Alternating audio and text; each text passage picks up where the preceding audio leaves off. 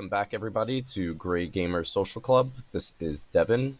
Frank is hanging out in the background on mute, but I will be hosting tonight, and I am here again with Andrew Lindy from what was the company again? Juncture Media. All right, and so please, what's the latest news from Juncture Media? Well, we got version 1.0 of our first game, which is called AVARIAvs, out on Steam last week, which was a big deal. It was a ton of work, a lot of craziness leading up to getting that out there, but now we can say we've got our first game out the door, which is a cool thing. And how's that? How was the launch? How did everything go? It Game's was going along. Man, my biggest concern was making sure the game works, making sure that it, was what we said it was going to be, which was this PvP JRPG experience. And I had known that the gameplay was what we had sort of promised for a while from bringing it to shows, but actually just getting it on Steam and having people play it from all over the world in different languages and different time zones and different regions, and just having it be kind of like out there and technically working was what I was mainly concerned on. And that definitely, is all good, and it's out there and it works. So that's kind of, I know it's a low bar, but when you're trying to make something, kind of from scratch, that it's actually kind of a high bar. Well, so from my experience playing the game, I think it looks beautiful. The gameplay is awesome. Um, Ryan Wiley says, Andrew, you'll never keep us down. Yeah, I you'll never keep don't us keep us down. down. That's Yeah. it. Yep. So yeah. Oh my God, Ryan's the man. Yeah, he's one of our voice actors, and just one of our most active community members. That guy is really awesome. Yeah. Yeah. Excellent player. Just before the podcast started, I was playing around with him, and it was a really great one. Went down to like the third judgment. Two of my characters just got blown away at the end. Um, And it was just down to two mistakes. I used optimism when I didn't need to, and I don't know why I did. I should have just did a heal on Orisa, and I used an attack wherein I should have just waited and not attacked because the damage got reflected back to me, and Ooh, I knew the reflect was going to go up, and it was a double kill. But then the judgment killed two of my characters. Well, I think it would have been a big difference. I think two of his characters would have dropped. So yeah. I mean, you the know, judgment situation is, it was our sudden death answer when we didn't have one, and I really didn't want it to just be like a sudden death, so we tried to, kind of make a personality and a character out of the judge a little bit, or the feeling of a character. And for new players, the judge is something that you have to learn, and you have to learn how to play around. And I like that the judge itself it's a bookend, to the match, and it's become a part of the gameplay. It's really a part of the game just as much as the battle system is at this point, and I'm not too upset by that. no, and it's interesting that you say that because I utilize the judgment a lot when I'm playing. A lot of times, what I will do is someone will target one of my characters, Cirrus, and they'll take him down as quickly as possible. And then by then, the judge starts coming out. But I've set up enough. If they don't debuff me, they don't get rid of my any group that can't get rid of my heal stacks and my ability to keep myself reflected and healed, they typically end up getting judged and losing their characters.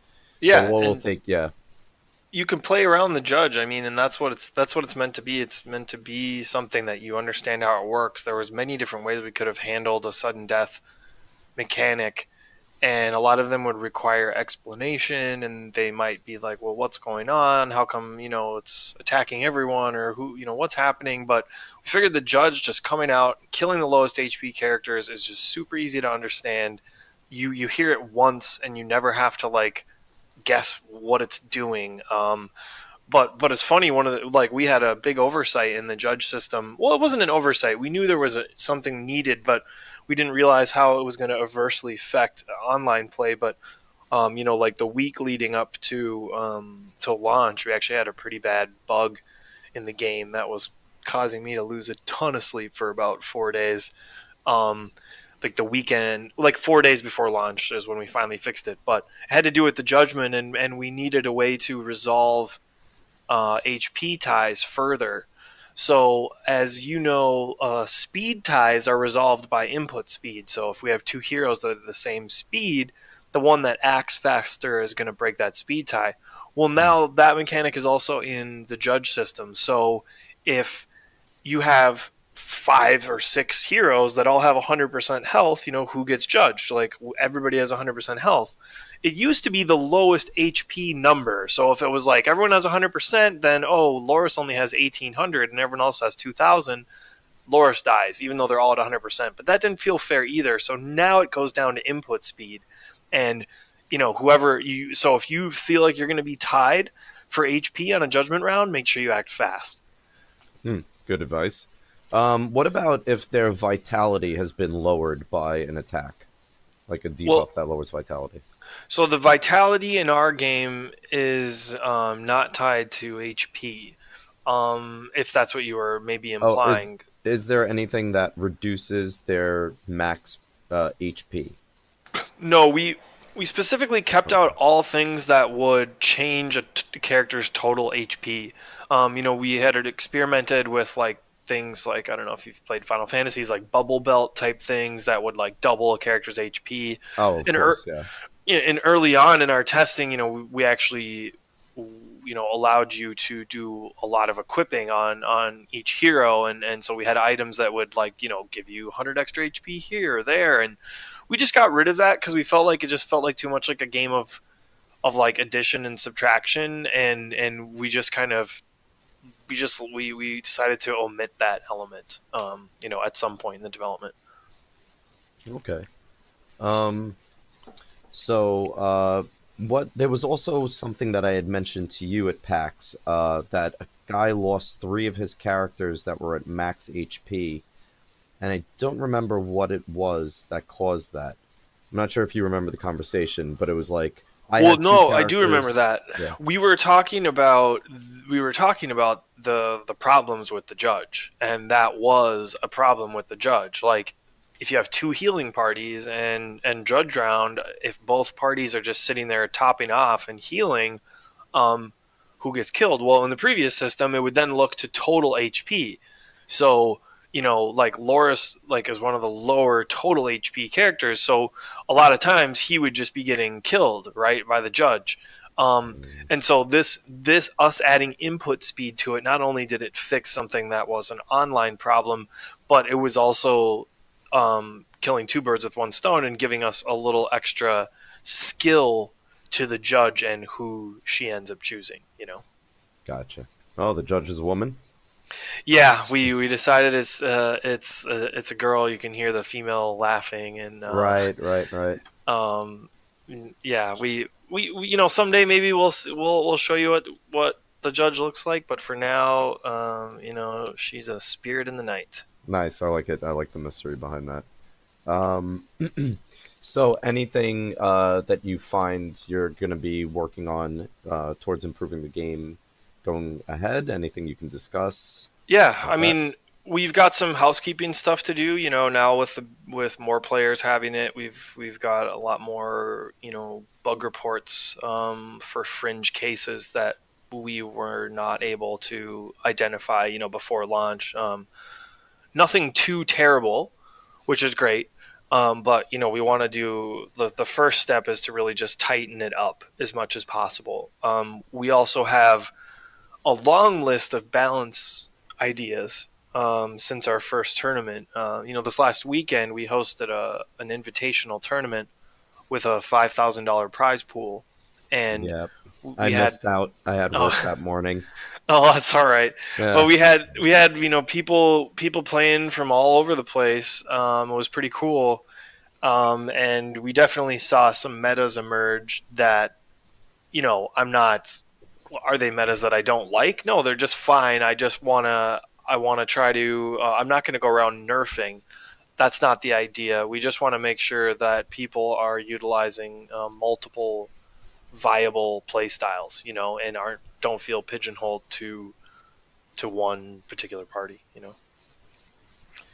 Yeah, party mixing has been interesting. I do notice that there's certain setups that work better. Um, I think it was Rose who told me that whenever people use Cirrus, they tend to use Loris in the group, and with Servo C, and that's the group Ryan was playing just now. Yeah, that's called Um, team. That team got a name, and it's called Team 300 right now. It got named sort of in the in the last tournament. Interesting, yeah. Um, so I've my groups are definitely kind of like I guess oddball groups like Arisa, Servo C, and Cirrus, and trying to make that work. And it had worked. It has worked for me, but Ryan, Rose, and I'm sure Caitless too will typically mop the floor with me because they just know those. They just know those groups and how they work better. Those like specialty groups that people have kind of clung on to. Yeah, I mean, I'm really excited. So this first tournament was all new players. That was a requirement that we set for it. It couldn't be anybody who had the beta or, was playing the game before launch. We wanted to give everybody the game at the same time, which was roughly 1 week before the tournament, and just let a bunch of new players go at it and figure out what their strategies were going to be. Now, during that tournament, we said that we will invite the top 15 people on the leaderboard from the weekend to the next tournament. So now we're going to be bringing some people up, for example, like Cadles and other players who have been involved with the game for over a year or so in some cases. They're going to be in the tournament now playing against some of the same streamers from last time. And I think we're going to see a lot more variety and a lot more counterplay that we didn't see in the first time when everyone kind of just saw one or two viable teams and just stuck to those because, that was what the meta was that weekend. But I'm really excited to see it change this next time and see some new stuff released into the wild. And that's why I don't want to go crazy with balance changes between now and then, because I think there's a lot of answers in the game that people haven't even touched yet. Yeah, that makes me want to go and mix up my group a little bit now. Yeah, I mean, you should Yeah, experiment right now because, I mean, in matchmaking at least, there's a chance that, I mean, I think just there's many viable parties in matchmaking. yeah.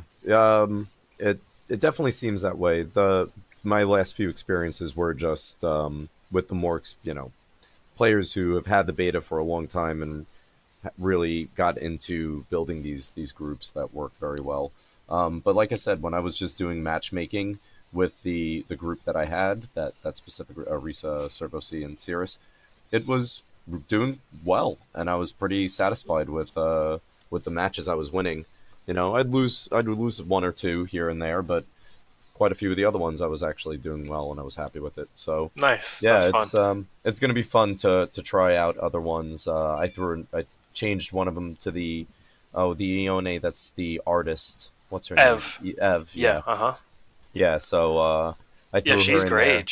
She has like she can. I mean, in her offensive archetype can just put out a ton of damage, and then her more restorative archetype, she can still put out some damage, but then has some really cool sustain and support options that that's what Eonis are really supposed to be, is sort of that dual character where you can find some strong DPS, but you can also find some cool support stuff.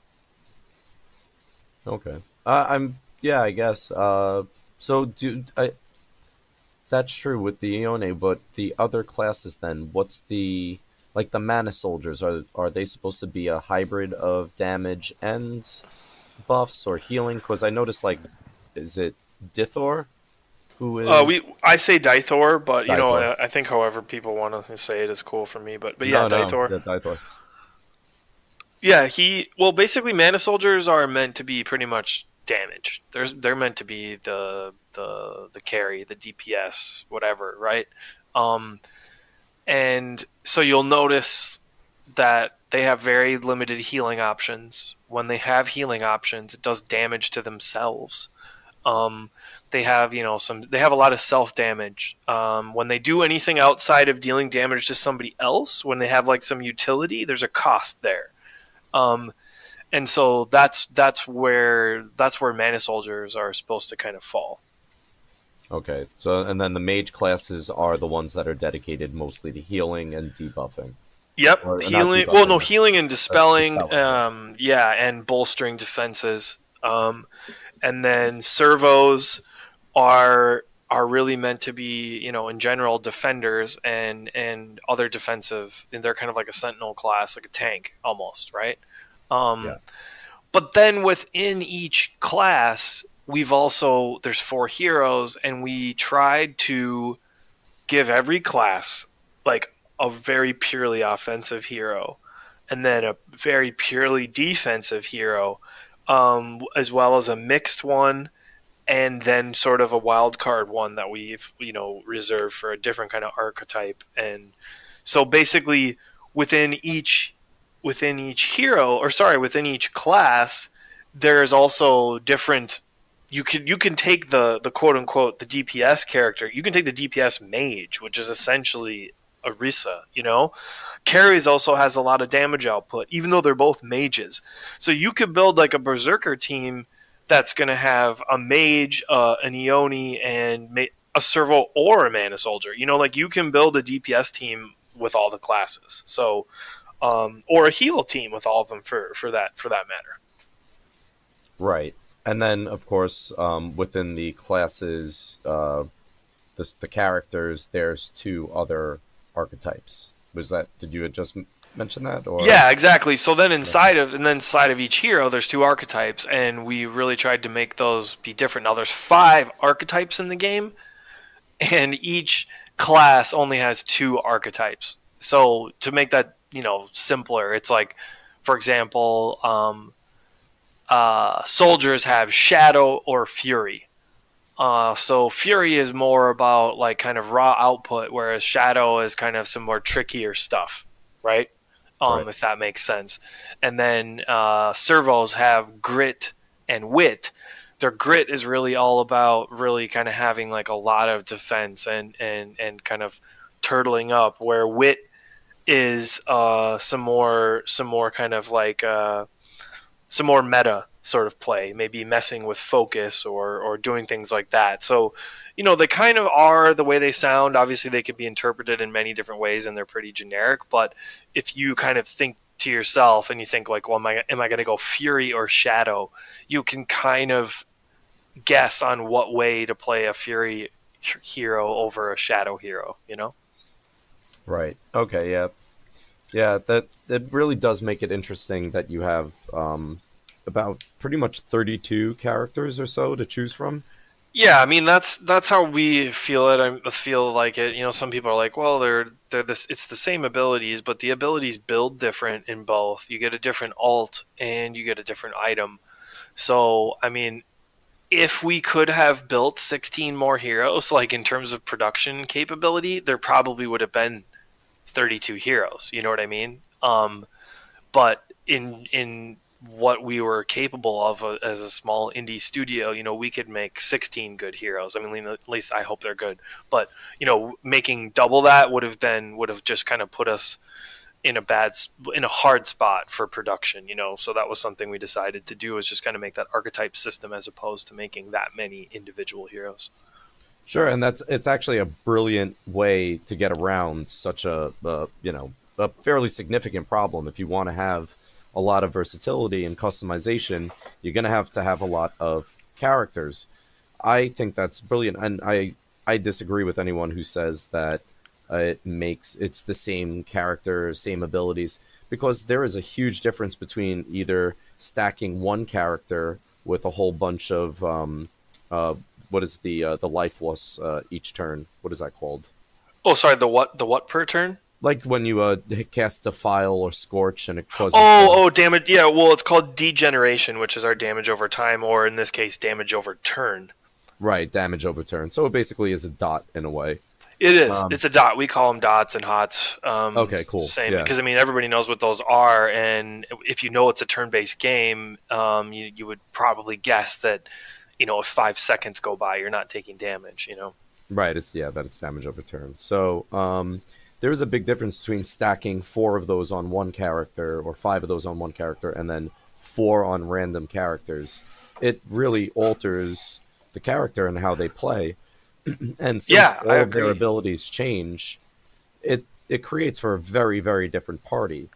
So and the what is it? The frost burns change The and the focus burn, yeah, focus burn change and the the items item change. as well. Yeah. Yeah, so I mean, and it also there's some familiarity there, like having the same 3 skills always on Ev is actually a nice, like, Ev, what abilities they have, and then switching between the two archetypes is just like kind of in your mind, like, well, I'm gonna play her like this now, um as opposed to this, and that's kind of actually some familiarity that's nice, so you don't have to just learn. You're playing a new hero, it's like, oh my god, I gotta learn this whole new toolkit, and it's kind of hard to remember. But if you're like, oh, this is just Ev in 2 different stances, or we call them archetypes, um, then it's a little bit easier, I think, to learn. Yes, absolutely. And it will. I really do want to see what you were saying earlier, how it's going to create these counter plays against like one of the standard groups that everybody's playing. Who figured out what breaks that group every single game. Yeah, and That's here really going to be fun. and here's the other thing we haven't done yet, and there's a reason why tournaments usually do these kind of things. We didn't do any kind of banning, for example. We didn't do any kind of, like, you got to submit your parties ahead of time sort of deal. Like, we can add these extra tournament rules on top of the existing game, that will also force people to use more variety. And that's something we have in our back pocket always. If we find that potentially the meta is getting stale in a sense, and people are just jumping on the same bandwagon and all doing the same thing, all we have to do is implement a ban, or say you can only, it's a best out of 5, but you can't ever duplicate a hero. Like, you got to use different heroes each party. Like, all we have to do is add in a rule like that, and all of a sudden the game changes dramatically. Um, there is no random selection option, right? No, there is not. Because that would be an interesting tournament where you have random selection, and it's just Yeah. like, well, you just got this group, deal with it, figure it out, and Yeah, face off. Yeah. we could easily make like a little web app, or a little thing, a little generator, and just like push a button and be like, here's your party, and boom, push it for the next person. Here's your party. Yeah, I mean, like, there's all kinds of fun things like that. Whereas, ideally, if we had more budget, like, we would make like playlists or whatever. You could jump in and be like, random party playlist, and just by going to that playlist, you would, just be generated random party and thrown into matchmaking, stuff like that. But we need, we need a ton of players for stuff like that to be viable. And people have also asked me, like, well, why don't you have this kind of playlist, or why isn't there like a casual playlist and this and that? And it's like, the reality is just, we're another indie game, and there's a lot of games that people play, and it's hard to get matchmaking queue filled up. I mean, even AAA games fail because they can't get enough players. You know what I mean? So I've always built this game with understanding that there's a high possibility that when whoever you are, find out about this game and you buy it, maybe it's 2 months from now, maybe it's 6 months from now, maybe it's a year from now. Who knows who's going to be playing at that point in time? And so we always wanted the game to be able to work regardless of the player base. And I kind of went on a tangent there, but I don't know if that made sense. No, no, no, it makes a lot of sense. I mean, it's absolutely true for any online game. Um, the especially like PvP over time is going to become less popular. It's going to Yeah, possibly be stale. As much as I love Dark Souls 3 and the PvP in that, I'm not going back to Dark Souls 3 to PvP. You yeah. know, um, And and, that's it. And I mean, like, the thing is and that's what we knew when we were getting into this, is that it's got to be a game where you can just private match your friend. Like, I just assume that there's there's JRPG nerd buddies out there, right, that have been, playing games together, or at least been talking about playing games together for years. And it's like, hey dude, we can like fight each other in this JRPG style against each other. I imagine some guy discovering about the game and getting his friend to buy it and then playing private match all weekend or whatever, like that's the kind of that's what I kind of expected things would be like. And but around the tournaments are really how we focus energy on the game again. So every time we host a tournament, we also do a leaderboard challenge during the tournament, which means that while the tournament is active, everybody who owns the game, if they're playing matchmaking, they can place in the leaderboard and get invited to the next tournament. So it really involves the entire community, not just the invited participants, not just the qualified participants from the last one in the big tournament, but everybody playing matchmaking has a chance to like climb that ladder and be a part of the next one. So that's when we're gonna like be able to focus the existing players, hopefully bring in some new players, and really all rally around like 4 days of playing. Because realistically, I don't think, like, we're not trying to be a game that is gonna we're not gonna overtake Overwatch. We're not gonna take over these huge like esport AAA games. But if for certain weekends we can be the game that you care about, like that's what we got to try to be. Yeah, that's understandable. I will say that the matchmaking queue, I don't know how you keep track of it. I'm sure you have plenty of information on it, but I do find that it hasn't been too hard to find the match, That's great. and it has been against different players. I've made you was saying how buddies would be able to log in and excuse me for a second, Oh, no problem. log in and play. Um, I've made friends already in the game. Oh, that's awesome. Like Ryan and I have been in contact since I had the early access. Caitlus too. So these are people that I just met, and sometimes on Discord we message each other and say, "Hey, do you want to jump into a match together?" So that's already happening in the background. I just don't know how aware of it you are. That's awesome. But yeah, so there is a community there. Yeah, no, we're just super want to see it super grow. grateful. Yeah, we're super grateful for everybody who's been involved, and the people who are passionate about it are, they get it and they know what we're trying to do. Now, I just have to put on my marketing hat, my tournament director hat, my Reddit Imgur, just the exposure machine, and just make sure that people know it exists. And like, I've always looked at this game, and maybe this is a mistake, I don't know, but I've always looked at it as a slow burn and a long life cycle. Like, I'm not expecting this game to be something that drops and everybody's talking about it the second it comes out and flocking to it. It's the kind of thing where you're like, maybe it takes people to make a decision to buy a game. They need to hear about it. They need to see it for a little bit. They need to think about it. They need to maybe follow you on Twitter. All of a sudden they see like a few GIFs you post. Then they see you're hosting a tournament.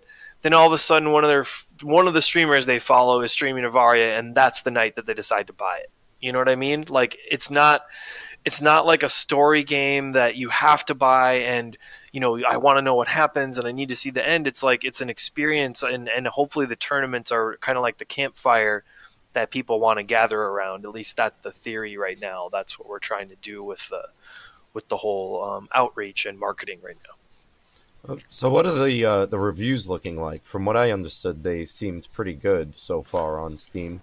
Yeah, so far in Steam, it's good. I mean, as you know or maybe don't know, the way the review system works on Steam is that people who have received the key from us, whether they purchased it or they got it for free, doesn't matter. If they got a key from me, their reviews don't count towards the aggregate score.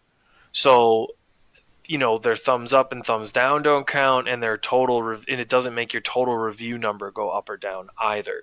So the only reviews that get counted in there are people who have bought the game like from the page organically. And so that's one thing that was, I don't want to say it was a hard lesson, and it's not. I mean, doing it over again, I would do another Kickstarter. Like I would do another Kickstarter. We might do one for our next game. Like maybe that's something we would even announce soon for our story game. I don't know. But the problem with that is that everybody who backs you on Kickstarter then gets a key. So that was, I think we did $32,000 or something on Kickstarter.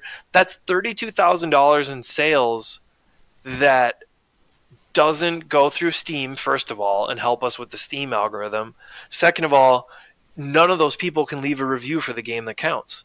So all those early adopters, all those like super fans, really, that aren't going to be able to review the game that will really affect it in a meaningful way. So that's kind of a big trade off when you do a pre-sale or Kickstarter, that sort of thing.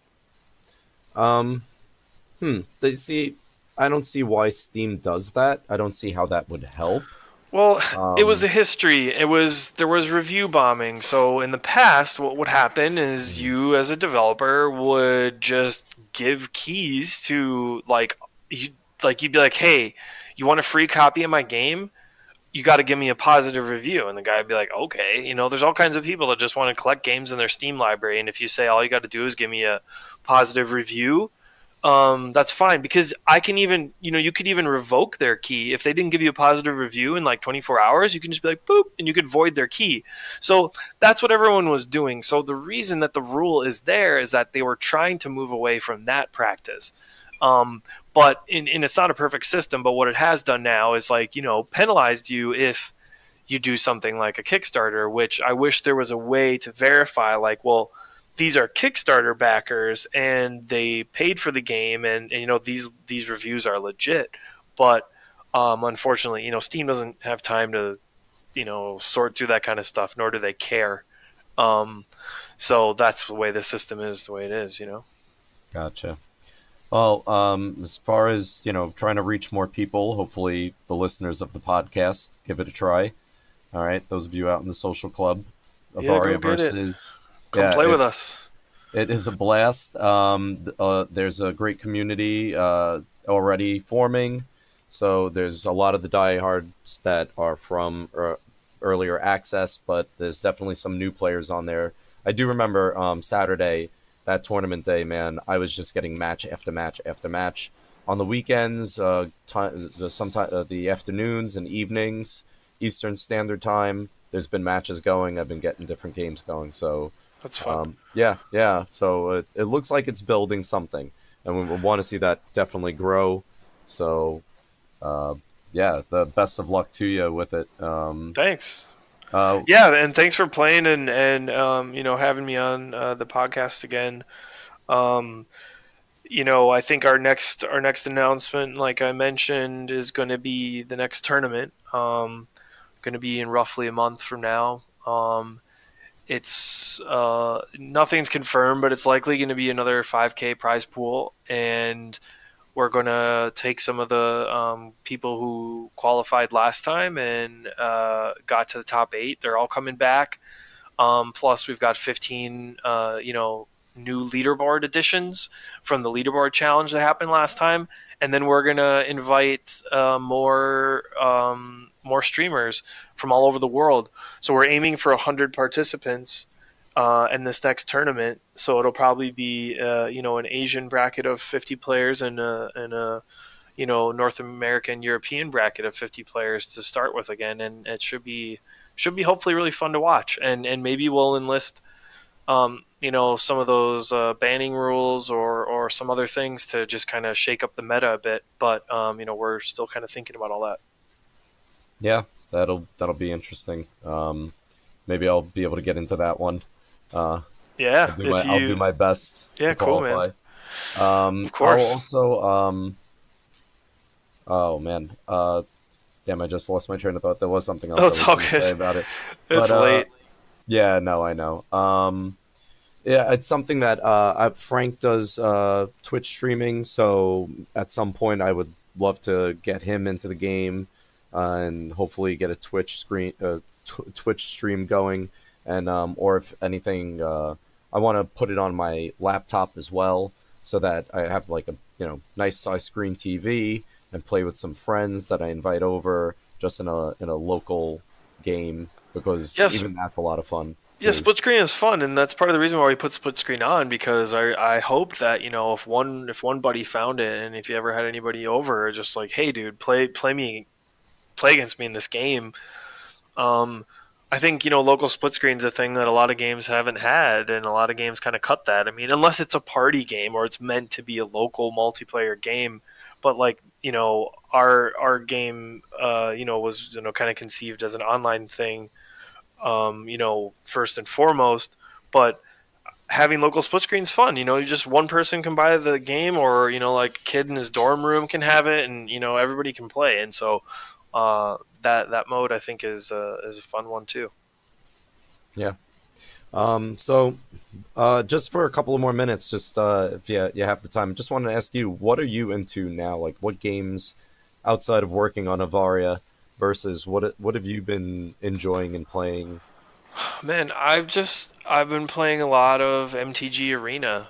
Um, Oh, very cool. like Nice. that's been my like only game since October when it went in. I don't know what, like I hate big games nowadays. Like, are they in alpha? Are they in beta? I mean, dude, they're just out. But whatever. It came out in October. I think it's considered the beta still. But since it came out in October, yeah, that's been like definitely the one I played the most. It was cool when I was at PAX East this year. I was kitty corner from the Mythic Invitational, like the huge Magic tournament. So that was really fun. I was literally like, if I was home and not at PAX, I'd be watching the Mythic Invitational. But now Huh. instead, I'm like just standing here at my booth, staring at it the whole time. So it was perfect. And then other than that, like my wife is playing through Celeste right now, and so we're kind of like passing the controller back and forth through that game, which is it's just a lot of fun.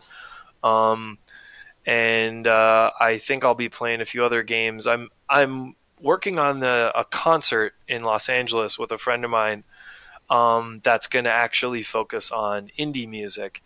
And so we're going to take some indie game composers, and orchestrate their compositions arrange their compositions for orchestra.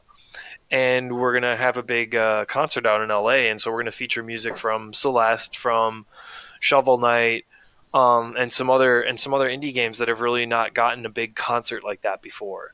Um, so I'm sure I'm going to be playing some more of the games that are going to be in our program that I have not played before. I can't be showing up and meeting the composers and not have played the game. You know what I mean?